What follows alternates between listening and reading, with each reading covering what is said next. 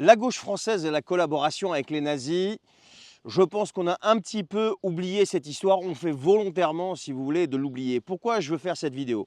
Je veux faire cette vidéo parce que j'ai fait une vidéo par exemple sur la Nouvelle-Calédonie en disant que je ne maîtrise pas le sujet, donc je ne voulais pas trop en parler. Et j'ai eu une avalanche de commentaires sur divers réseaux sociaux en me disant oui, tu es égal à toi-même, le fasciste, le je sais pas quoi, je sais pas quoi. Et c'est quasiment tout le temps les mêmes. Alors ce sont des gens qui viennent de la gauche française, tout en sachant que moi, gauche-droite, j'en ai un peu rien à secouer. Moi, ce qui m'intéresse, si vous voulez, c'est le pays, c'est la France. Le reste, je m'en fous parce que ça reste des partis politiques, ça reste des bords politiques. Et le côté gauche-droite, issu, si vous voulez, de la Révolution française, je m'en fous un peu. Moi, ce qui m'intéresse, c'est la France. Le reste, je m'en tape. Donc c'est pour ça qu'il est important, à travers cette vidéo, d'aller rappeler à ces gens-là un petit peu d'où ils viennent. D'où ils viennent, qui sont leurs ancêtres politiques. Parce que je peux bien comprendre que si vous voulez, on a mis des années à débiliser la société et à la rendre complètement ignarde en réduisant le coefficient intellectuel ou en réduisant le niveau de culture générale. Mais quand même, il y a quand même des limites. Il faut savoir un petit peu d'où on vient avant de commencer à qualifier les autres de tout un tas de noms d'oiseaux qu'ils ne sont pas.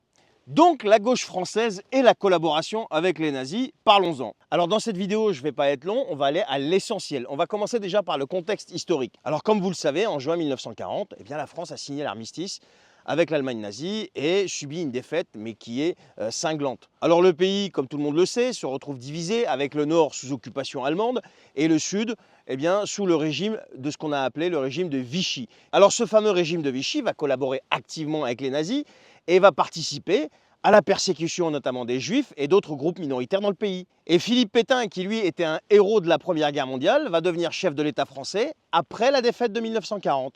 Et rapidement, il va obtenir ce qu'on a appelé les pleins pouvoirs et va mettre en place un régime autoritaire qui va collaborer directement avec les nazis. Et le 10 juillet 1940, eh bien, le Parlement français, qui avait été réduit après l'exclusion de certains communistes notamment et l'absence de nombreux députés, eh bien, va voter massivement les pleins pouvoirs au maréchal Pétain. Et je tiens à rappeler, et ça c'est une information qui est vérifiable partout, la majorité lui a été accordée par qui? Par des gens de gauche, par des parlementaires de gauche. Et donc la collaboration va s'accélérer, va devenir de plus en plus sanglante, et il y a des figures clés qui vont émerger à cette période-là, et qui vont être de gros criminels. Alors rassurez-vous, je ne vous en ai pas cité 36, je me suis arrêté à 3-4 personnes qui ont été les pires quand même de cette période, comme par exemple Jacques Doriot. Jacques Doriot, c'était un ancien communiste qui est devenu collaborateur. Il a créé son propre parti politique qui s'appelait le Parti populaire français. Le Parti populaire français de Jacques Doriot va collaborer étroitement avec les nazis et va prôner une politique nationaliste et antisémite. Ensuite, vous avez un type qui s'appelait Joseph Darnan, qui était membre de la milice française, une organisation paramilitaire qui va aider les nazis à réprimer la résistance notamment. Et en septembre 1943, il va co-signer un texte qui va viser à établir un État national socialiste en France. Ensuite, il y a eu Pierre Laval, qui était un ancien socialiste et qui est devenu Premier ministre sous Pétain, et qui a collaboré étroitement avec les nazis. Et il a joué un rôle clé dans la déportation des Juifs vers les camps de concentration. Je ne parle pas de Bousquet, je ne parle pas de Mitterrand, qui a reçu la francisque de Pétain, ça fait 150 fois qu'on en parle de ça.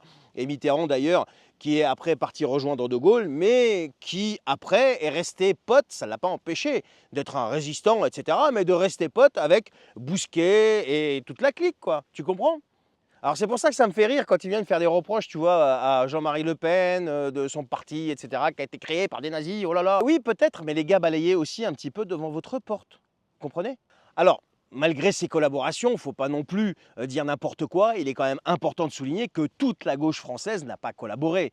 Il y a eu des figures clés comme Léon Blum, Premier ministre socialiste, qui ont refusé de collaborer et ont activement résisté justement à l'occupant nazi. Il y a aussi le Parti communiste français, il ne faut pas raconter n'importe quoi.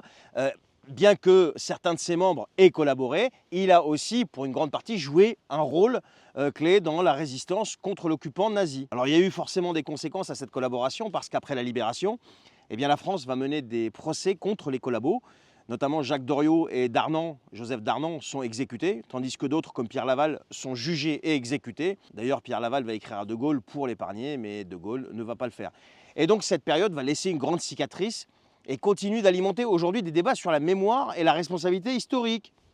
Mais ce que je veux dire dans cette vidéo, on a aujourd'hui une gauche française qui accuse souvent les patriotes et ceux qui aiment la France de fascisme, de nazisme, de racisme, de tout ce que vous voulez, Pourtant, cette même gauche a quand même un passé qui est quand même pour le moins très marqué par la collaboration avec un régime fasciste, antisémite, criminel, tout ce que vous voulez.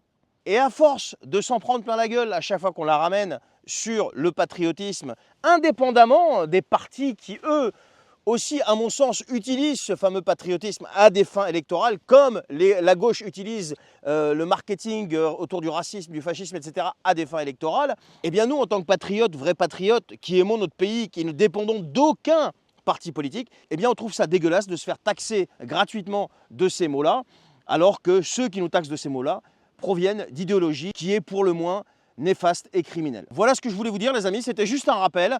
Alors si vous avez aimé cette vidéo, comme d'habitude, si vous avez trouvé qu'elle était intéressante, vous pouvez la commenter, la liker, la partager. Et je rappelle à nos amis avec une idéologie dite de gauche, c'est pas la peine de venir troller parce que bon, ça sera bloqué, vous savez très bien comment ça va se passer maintenant. Donc voilà, j'en ai parlé une fois, j'en reparlerai plus. Je vous souhaite une excellente journée, abonnez-vous à cette chaîne ou à ce compte, ça dépend où est-ce que vous regardez cette vidéo. Mais en attendant, bien sûr, portez-vous bien et à très bientôt. Ciao.